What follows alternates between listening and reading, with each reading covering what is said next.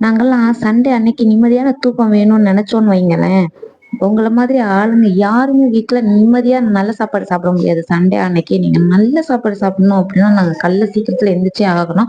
அதனால இன்னைக்கு காலையில நான் எந்திரிச்சது மட்டும் இல்லாம, என் தங்கச்சியும் அடிச்சு எழுப்பிட்டு நான் வானகரம் கூட்டு போயிட்டேன்.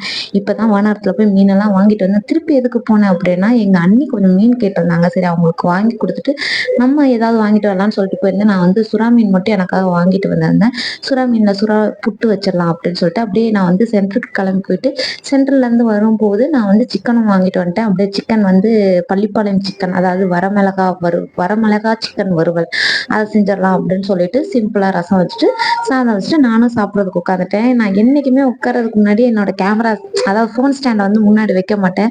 நான் அதை வச்சுட்டு உட்காந்தத பார்த்ததும் என் பொண்ணுக்கு ஆச்சரியம். "என்னடா செய்றா இவ?" அப்படின்னு சொல்லிட்டு சுத்தி சுத்தி வந்து பார்க்குறா. ஃபைனலி அவ டாட்டா சொன்னது உங்களுக்கு கேட்டுச்சுன்னா, மறக்காம டாட்டா நீங்களும் சொல்லிருங்க.